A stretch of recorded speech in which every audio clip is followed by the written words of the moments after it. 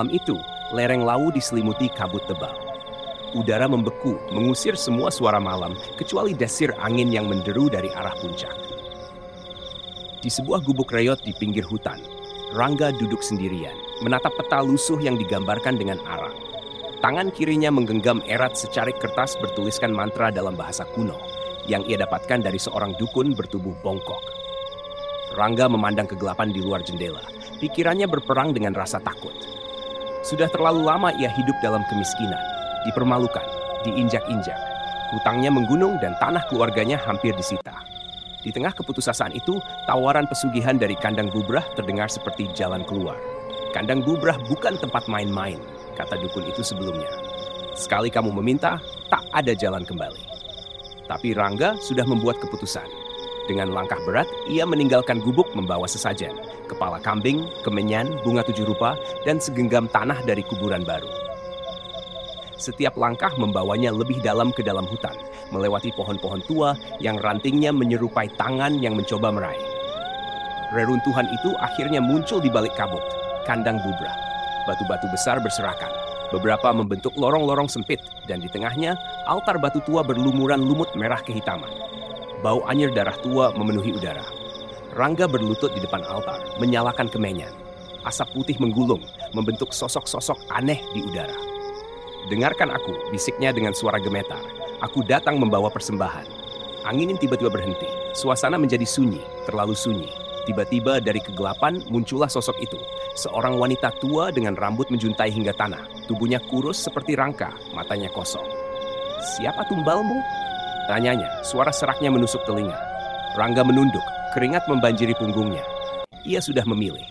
Dalam hatinya ia menyebut nama adik perempuannya, Rina. Satu-satunya keluarga yang ia miliki. Senyuman tipis menyeringai di wajah makhluk itu. Ia mengulurkan tangan keriputnya. Rangga seolah kehilangan kehendaknya, menyentuhkan jarinya ke tangan itu. Sekejap, tanah di bawahnya bergetar. Suara ratapan lirih terdengar dari dalam reruntuhan. Rangga terhuyung, tapi tetap diam. Matanya terpejam rapat. Selesai. Ketika membuka mata, Kandang Bubrah tampak kosong kembali, seolah tak pernah terjadi apa-apa. Tapi di dadanya, Rangga merasakan sesuatu yang berat, seolah ada tangan tak terlihat mencengkeram jantungnya. Dengan langkah lunglai, ia berjalan pulang. Di dalam kantong bajunya, ia menemukan sebatang cincin emas berat yang tidak pernah ia bawa sebelumnya. Awal dari janji yang sudah ia buat. Di belakangnya, jauh di dalam reruntuhan Kandang Bubrah, sosok wanita tua itu masih berdiri, menyeringai. Dan malam itu di desa, Rina mulai bermimpi buruk. Tentang tangan-tangan kotor yang mencoba menyeretnya ke dalam tanah. Sejak malam itu, Rangga seperti hidup dalam dunia lain. Keberuntungan mengalir deras ke dalam hidupnya. Orang-orang mulai berdatangan, menawarkan kerjasama tanpa alasan. Usaha kecil-kecilan yang ia kelola tiba-tiba berkembang pesat. Harta mulai menumpuk, dan Rangga menjadi seseorang yang disegani di desanya. Namun semua itu tidak datang tanpa tanda-tanda mengerikan. Setiap malam, Rangga dibangunkan oleh suara ketukan di pintu rumahnya. Ketukan pelan, tapi berulang seperti irama kematian. Ketika ia membuka pintu, tidak ada siapa-siapa. Hanya kabut tipis yang melayang di teras membawa aroma tanah basah bercampur bau busuk. Puncaknya terjadi pada malam ketiga setelah ritual di Kandang Bubrah. Rina, adik satu-satunya, jatuh sakit. Tubuhnya panas, matanya kosong menatap langit-langit kamar. Mulutnya bergerak-gerak seolah berbisik, tapi tak ada suara yang keluar. Ibu-ibu tetangga yang datang menengok berbisik takut. Ini bukan sakit biasa, kata salah satu dari mereka, menatap Rangga dengan sorot curiga. Di dalam kamar, Rina mulai berteriak histeris. Tubuhnya melengkung ke belakang dengan posisi tidak wajar, seperti ada kekuatan yang menarik-narik sendinya. Wajahnya berubah, perlahan menyerupai wanita tua yang Rangga lihat di Kandang Bubrah. Mulut Rina membuka lebar, mengeluarkan suara parau yang sama seperti suara makhluk itu. Bayar janjimu. Rangga mundur ketakutan, terjatuh di lantai. Ia tahu ini malam tumbal. Tumbal yang telah ia janjikan. Dalam kepanikan, Rangga mencoba membaca doa-doa yang dulu diajarkan ibunya. Tapi doa itu terasa hampa, tak berdaya menghadapi kutukan yang sudah ia panggil sendiri. Lampu-lampu rumah berkedip, lalu padam. Rumah itu tenggelam dalam kegelapan pekat. Di tengah keheningan, terdengar suara langkah kaki berat mendekat dari ruang tamu, menuju kamar Rina. Duk, duk, duk. Setiap langkah terasa seperti palu menghantam peti mati. Rangga membeku, tidak berani bergerak. Ia melihat sosok bayangan besar melintas cepat di balik pintu. Pintu kamar Rina berderit perlahan, membuka sendiri. Dalam remang cahaya, Rangga melihat bayangan gelap menyeruak masuk, melayang-layang di atas tubuh adiknya. Rina berhenti berteriak. Tubuhnya terangkat beberapa senti dari tempat tidur, seolah-olah ada tangan tak kasat mata yang mencengkeramnya. Seketika, darah mengalir dari mulut, hidung, dan telinga Rina, membasahi spray putih. Dengan suara retak seperti tulang patah, tubuh Rina terkulai. Diam. Hening. Saat Rangga berlari mendekat, memeluk adiknya, tubuh Rina sudah dingin. Matanya kosong, menatap ke langit-langit tanpa cahaya. Di dada Rina tercetak samar sebuah bekas tangan berwarna hitam, seperti tanda milik iblis. Di luar, angin malam kembali berhembus, membawa bisikan samar dari arah hutan. Satu telah dibayar, tapi jalanmu belum berakhir. Rangga hanya bisa menjerit dalam hati, menyadari bahwa ia baru saja membuka pintu ke dalam kegelapan yang lebih dalam. Dan kandang bubrah belum selesai dengannya. Setelah kematian Rina, Rangga hidup seperti bayangan dirinya sendiri. Setiap hari ia berjalan dengan kepala tertunduk, menghindari tatapan orang-orang desa yang memandangnya dengan rasa iba dan ketakutan. Namun anehnya, kekayaannya justru semakin bertambah. Usahanya meledak, sawah-sawah yang sebelumnya kering mendadak subur, dan barang-barang antik ditemukan di tanah miliknya, membuat namanya semakin dipuja. Di mata dunia, Rangga telah berhasil. Namun di balik pintu rumahnya, malam-malamnya berubah menjadi neraka. Setiap malam, Rangga terbangun oleh suara-suara aneh. Ada bisikan-bisikan dari sudut ruangan. Ada ketukan-ketukan di dinding, ritmis, seolah mencoba menyampaikan pesan rahasia. Kadang, ia melihat bayangan Rina berdiri di pojok kamar. Matanya kosong, mengucurkan darah dari mata dan telinganya. Kau berjanji. Kau berjanji. Suatu malam, Rangga bermimpi. Dalam mimpinya, ia berjalan di tengah ladang luas, di bawah langit merah darah. Di depan sana, berdiri kandang bubrah. Hanya kali ini, bangunannya lebih utuh, lebih hidup. Batu-batunya basah oleh darah, dan altar di tengahnya bersinar dengan sinar kehitaman. Wanita tua berambut panjang muncul lagi, dengan senyuman bengkok di bibirnya. Bayaranmu belum lunas, katanya dengan suara yang menggema. Darah pertama hanya pembuka. Kau telah mencicipi manisnya dunia. Kini kau harus memberi lagi. Rangga menggeleng putus asa. Tidak, sudah cukup. Rina sudah. Tangan wanita itu bergerak cepat, mencengkeram rahang Rangga. Dari dekat, wajahnya membusuk. Belatung menggeliat keluar dari rongga matanya. Kau tidak bisa memilih, Rangga. Jalan ini hanya satu arah. Setiap bulan purnama, satu tumbal baru. Atau kau sendiri yang akan kuambil. Suara itu membelah mimpi menjadi retakan-retakan hitam. Rangga terbangun dengan tubuh berkeringat deras. Tangannya bergetar saat ia meraih jam di samping ranjang. Purnama. Malam ini adalah malam purnama. Ketukan pertama terdengar dari pintu depan. Duk, duk, duk, duk. Rangga membeku. Ia tahu kalau ia tidak menyerahkan tumbal baru, mereka akan mengambil dirinya. Tapi siapa? Siapa yang harus dikorbankan kali ini? Ketukan kedua terdengar, lebih keras. Dalam kepanikan, Rangga meraih jaketnya dan keluar dari rumah. Malam itu ia berjalan tanpa arah di desa. Matanya mencari, memilih. Sampai matanya tertumbuk pada sosok kecil di tepi jalan. Anak tetangga yang selalu menyapanya dengan senyum ceria. Anak yatim piatu tanpa siapa-siapa. Tangan Rangga bergetar. Hatinya berteriak menolak. Tapi bayangan wanita tua itu membisikkan janji mengerikan di telinganya. Satu tumbal atau jiwamu sendiri. Dalam keputusasaan dan kegilaan, Rangga melangkah maju, menyeret langkah beratnya menuju anak itu. Malam itu, darah baru akan mengalir. Dan jalan dosa Rangga baru saja benar-benar dimulai. Malam itu menjadi malam tergelap dalam hidup Rangga. Dengan tangan berlumur dosa, ia menyeret tubuh mungil bocah itu ke arah hutan, menuju tempat di mana kandang bubrah berdiri diam dalam kesunyian pekat. Anak itu sempat meronta, memanggil nama Rangga, memohon, menangis. Namun Rangga seakan tuli, pikirannya dirasuki ketakutan dan bisikan jahat yang terus mendesak dari dalam dadanya. Di altar batu kandang bubrah, Rangga menghunus sebilah pisau kecil. Pisau yang secara misterius selalu muncul di bawah bantalnya setiap malam purnama. Tanpa berani menatap wajah bocah itu, ia menggoreskan luka di tubuh mungil itu. Darah segar menetes ke atas batuan altar. Begitu darah menyentuh altar, bumi bergetar haus. Angin berdesir membawa aroma anyir yang menusuk hidung. Dari dalam reruntuhan, suara tawa kecil terdengar.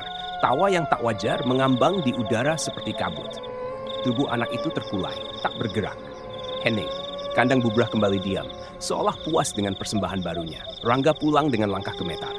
Tubuhnya terasa ringan, namun jiwanya terasa lebih kosong daripada sebelumnya. Seminggu berlalu. Bisnis Rangga semakin meledak. Uang, emas, tanah, semua mengalir deras ke tangannya. Orang-orang memujanya sebagai anak emas desa. Namun di dalam rumahnya, ketakutan mulai menggerogoti. Setiap malam dari arah kebun belakang terdengar suara-suara aneh. Tangisan anak kecil, suara langkah kecil berlarian di sekitar rumah. Dan kadang suara ketukan-ketukan pelan di bawah jendela kamar Rangga. Tok! Suatu malam, Rangga bermimpi lagi. Dalam mimpi itu, ia berdiri di depan kuburan kecil yang baru. Nisan tak bernama.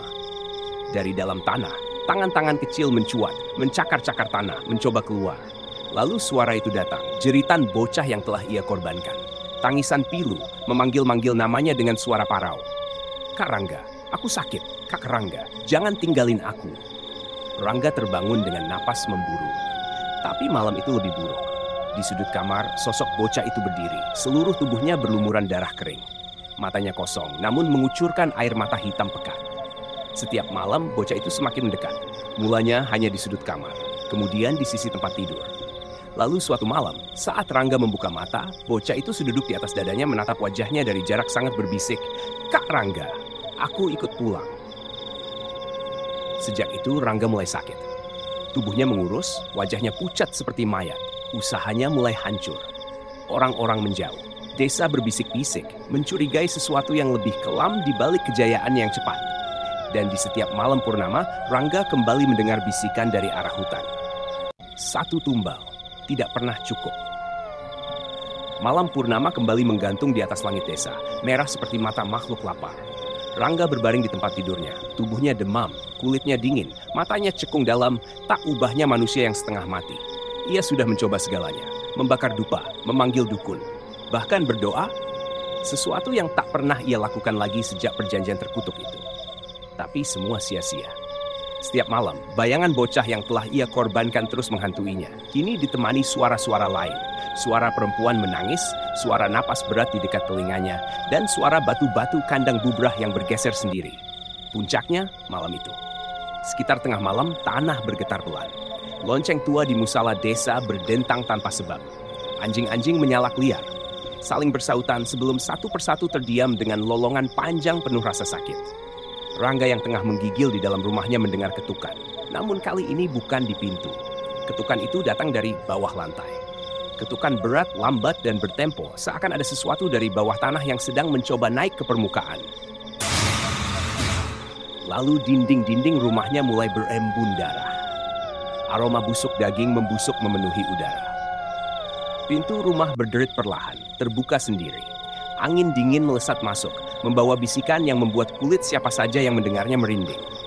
Kandang Bubrah telah membuka pintu.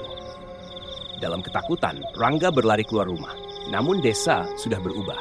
Pohon-pohon kering seperti tangan kurus menjerat langit.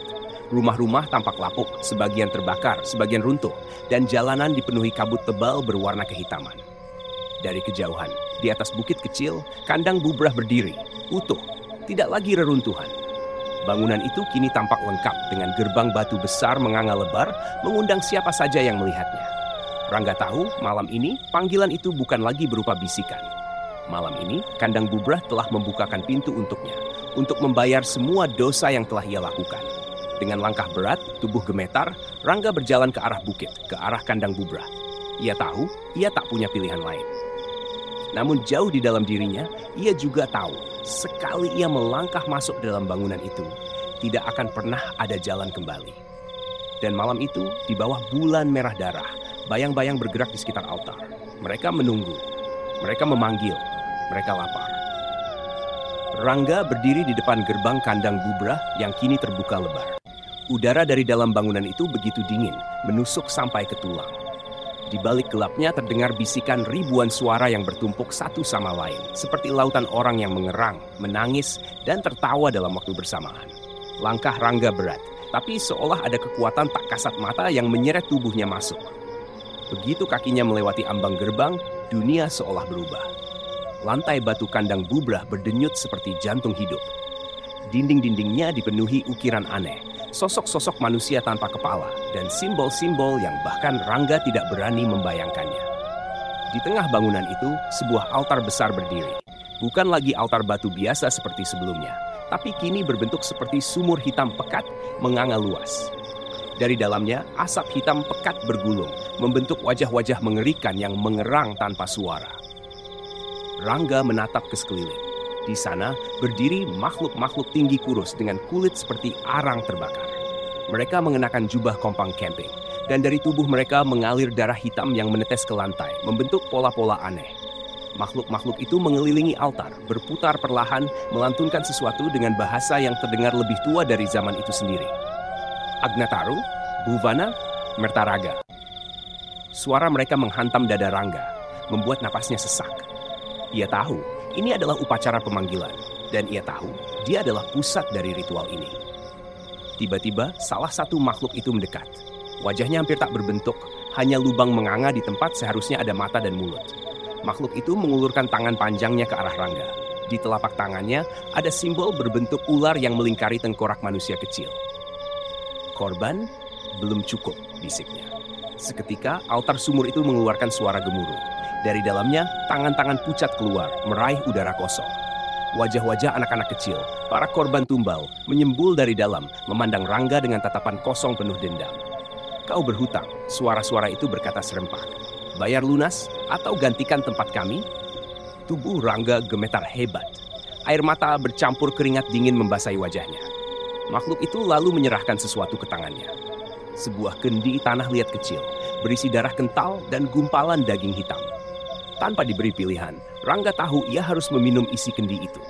Atau tubuhnya akan dicabik-cabik oleh tangan-tangan yang terus meraih dari sumur. Dengan napas tersengal, ia mengangkat kendi itu ke bibirnya. Bau busuk darah basi menusuk lubang hidungnya, membuat perutnya mual. Namun ia memaksa, menelan perlahan. Begitu tetes terakhir melewati tenggorokannya, altar sumur itu bergetar keras. Dan dari dalamnya makhluk lebih besar mulai muncul. Sosok bertanduk dengan tubuh separuh membusuk, separuh terbakar api biru. Itulah penghuni asli kandang Bubra. Makhluk yang lapar. Makhluk yang telah menandai Rangga sebagai miliknya. Dan di tengah hiruk-pikuk upacara itu, satu suara menggema di kepala Rangga. Kau milikku sekarang. Hidupmu dan matimu adalah milik kandang Bubra. Setelah kendi darah itu habis ditelan Rangga, tubuhnya seketika panas membara, seolah ribuan jarum beracun menembus setiap ruas tulangnya. Ia menjerit, tubuhnya menggeliat di lantai batu. Namun suara jeritannya seperti ditelan dinding kandang Bubra. Makhluk besar bertanduk itu kini berdiri tegak di hadapannya. Matanya kosong, seolah lubang hitam tanpa dasar. Dari tubuh busuknya, asap berwarna biru berputar-putar menyelimuti Rangga. Kau telah memilih, suara makhluk itu bergema, berat dan dalam. Namun hutang darah tak bisa dibayar hanya dengan kesakitanmu. Seketika, tangan makhluk itu menancap ke dada Rangga. Bukan menusuk secara fisik, tapi menarik sesuatu yang lebih dalam jiwanya. Rangga menjerit lebih keras, namun tubuhnya tak bisa bergerak. Ia hanya bisa merasakan sesuatu dari dalam dirinya, sesuatu yang membuatnya manusia. Perlahan-lahan dicabut. Dan saat jiwanya nyaris tercerabut sepenuhnya, makhluk itu berhenti. Aku berikan padamu waktu, bisik makhluk itu. 7 hari, cari pengganti. Bawa satu jiwa murni ke altar ini, atau tubuhmu akan dikoyak di antara dunia dan neraka, selamanya. Dengan satu hembusan napas dari makhluk itu, Rangga terlempar keluar dari kandang Bubra. Tubuhnya terguling keras di tanah, di depan bangunan itu, yang kini kembali menjadi reruntuhan tak berbentuk. Pagi menjelang. Langit suram seperti abu. Burung-burung gagak beterbangan rendah mengitari tubuhnya.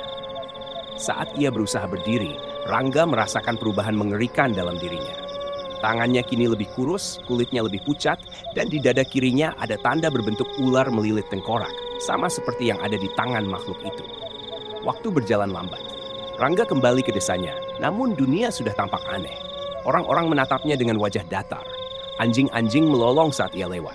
Bahkan bayangannya sendiri di cermin tampak lebih gelap, lebih bukan manusia. Satu persatu, hari berlalu. Hari pertama, kedua, ketiga. Setiap malam, Rangga didatangi mimpi buruk. Dihantui anak-anak korban tumbalnya. Wajah-wajah mereka yang membusuk, memanggilnya untuk ikut ke dalam sumur altar. Tubuhnya semakin rapuh. Matanya menghitam. Darah keluar dari telinga dan hidungnya tanpa henti. Hari keempat, Rangga mulai gila. Ia memandang orang-orang yang lewat dengan tatapan lapar. Anak-anak kecil yang berlari di jalanan desa kini tampak seperti lilin-lilin mungil yang siap dipadamkan.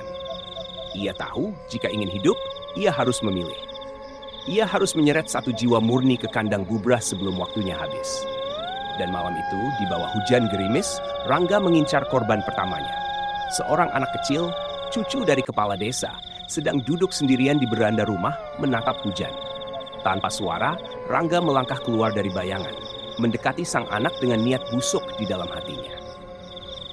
Hujan semakin deras, angin berhembus kencang, dan bayangan Rangga menyatu dengan gelapnya malam. Di depan rumah kepala desa, sang anak duduk sendirian di beranda. Dengan mata lelah, ia menatap tetesan hujan yang jatuh, tak menyadari bahaya yang mendekat. Rangga mengendap dengan hati-hati, setiap langkahnya menghentikan detak jantungnya sendiri. Sekilas, ia bisa melihat refleksinya di genangan air. Wajahnya tampak lebih asing, lebih kosong, lebih seperti bukan manusia. Namun, saat ia hampir sampai, perasaan lain tiba-tiba menyentuh hatinya. Perasaan tak mengenakan. Bayangan sekelompok anak kecil yang terperangkap dalam jiwa gelap muncul dalam benaknya. Mereka, korban-korban yang terjebak dalam kutukan kandang bubrah, menatapnya dengan mata kosong penuh kebencian. Jangan lakukan itu. Suara mereka berbisik di telinganya. Namun Rangga terhanyut dalam rasa takut akan kematian yang semakin mendekat, tetap melangkah ke depan. Hanya beberapa langkah lagi dan ia akan menyentuh pundak sang anak, menggiringnya ke dalam kegelapan. Namun tiba-tiba, sebuah tangan kecil menarik lengannya. Anak itu memandangnya, wajahnya penuh rasa takut. "Pak Rangga, kenapa matamu seperti itu?" Anak itu berbisik, suara gemetar. Rangga terkejut. Seketika ia merasa tubuhnya dingin, tak mampu bergerak, seperti ada sesuatu yang menghalangi gerakannya. Namun ia harus melakukannya. Ia harus mendapatkan jiwa ini. Secepat itu, dengan tangan yang gemetar, ia meraih anak itu, mencengkeramnya dengan kuat. Namun sebelum ia sempat menariknya, langit tiba-tiba menyambar dengan suara petir yang mengguncang bumi. Tiba-tiba sebuah suara besar menggema dari kandang bubrah, seakan menghidupkan kembali tempat itu. "Darahmu sudah tidak murni lagi." Rangga merasakan tubuhnya terseret ke arah kandang bubrah. Tangan yang telah mencengkeram sang anak terasa lemas, dan tubuhnya mulai gemetar, seperti dihimpit kekuatan tak terlihat. Ia merasakan darahnya mendidih, dan sesuatu yang lebih besar, lebih kuat mendominasi dirinya. Sosok bertanduk yang muncul dari kandang bubrah menatapnya dengan tajam. Matanya penuh amarah. "Kau ingin mengorbankan jiwa yang tak murni lagi." Suara itu menggelegar, membuat seluruh tubuh Rangga membeku. Tiba-tiba, dari tubuh Rangga, darah hitam mengalir keluar, memancar seperti air yang tertahan, membentuk pola aneh di udara. "Kau telah gagal!" Makhluk itu berseru, dan sosok bertanduk itu menancapkan tangannya ke dada Rangga sekali lagi. Namun kali ini, yang tercabut bukan hanya jiwanya, tapi juga seluruh kebenaran tentang kandang bubrah. Rangga terjatuh ke tanah, tubuhnya penuh dengan darah yang terus mengalir. Anak yang tadi hampir ia bawa juga terjatuh, tak tersentuh oleh kekuatan kegelapan yang melanda Rangga. Namun di saat itulah, Rangga merasakan bahwa ia telah terlambat. Keputusan yang ia ambil telah mengubah nasibnya, dan ia harus membayar dengan lebih dari sekadar darah. Malam itu, tubuh Rangga tergeletak tak bergerak di tanah basah. Darahnya melumuri lantai kandang bubrah yang retak. Anak yang hampir menjadi korban terakhirnya, kini hanya berdiri di sana, bingung dan ketakutan. Suasana sekelilingnya terasa seperti beku, hening, seperti ada sesuatu yang tengah menunggu di balik kegelapan. Rangga, meski tampak mati, sebenarnya terperangkap di antara dunia dan kematian. Jiwanya terjerat oleh kutukan kandang bubrah. Tubuhnya terpecah oleh kekuatan yang lebih tua dan lebih mengerikan daripada apapun yang pernah ia bayangkan. Ketika mata Rangga perlahan terbuka, yang ia lihat bukan lagi dunia yang dulu ia kenal. Sekelilingnya hanya bayang-bayang gelap yang bergerak tanpa suara, menciptakan lorong-lorong panjang yang tak pernah berujung. Di depan matanya, kandang bubrah telah berubah menjadi dimensi lain, sebuah tempat yang tak mengenal waktu dan ruang. Ia mencoba berdiri, namun tubuhnya terasa begitu berat. Satu demi satu, bayangan mengerikan muncul di hadapannya. Wajah-wajah yang pernah ia kenal, teman-teman yang ia korban, anak-anak yang ia sia-siakan, semuanya menatapnya dengan kebencian yang semakin dalam. "Kau mengkhianati kami," bisik suara-suara itu. Rangga mencoba berteriak, namun suaranya hilang, tertelan oleh keheningan yang mencekam. Dan saat itulah, sosok bertanduk itu muncul kembali di hadapannya. Tangan makhluk itu terulur dan Rangga merasakan dirinya diangkat ke udara, seolah menjadi bagian dari kegelapan yang tak pernah bisa lepas. Kau adalah bagian dari kami sekarang. Suara itu bergema, terasa dalam setiap serat tubuh Rangga. Namun bukan sebagai penguasa, melainkan sebagai tumbal terakhir yang kami butuhkan. Tangan besar itu menekan dada Rangga, dan seketika seluruh dunia gelap itu mengalir ke dalam dirinya. Rangga merasa dirinya terkoyak, seolah tubuhnya hancur perlahan-lahan. Ia merasakan jiwanya terseret ke dalam sumur tak berujung yang ada di pusat kandang Bubra. Dan dalam sumur itu, ia melihat ribuan mata yang kosong, ribuan jiwa yang terperangkap. Namun, tak ada lagi harapan. Kau akan menjadi bagian dari kami selamanya, bisik makhluk itu. Dan dunia terakhir yang Rangga lihat adalah wajahnya sendiri yang mulai memudar, seolah tak pernah ada. Dengan kematian Rangga, kutukan kandang Bubrah tetap hidup. Setiap jiwa yang terjebak di dalamnya akan terus menghantui dunia, menunggu saatnya untuk mencari pengganti baru. Sementara itu, anak yang selamat malam itu menjadi saksi bisu dari teror yang akan terus berlanjut, karena kandang Bubrah tidak akan pernah benar-benar mati. Jiwa-jiwa yang terperangkap akan terus mencari, menggantikan yang lain, memastikan bahwa ritual-ritual gelap kandang Bubrah tetap berjalan, tanpa ada yang bisa menghentikan.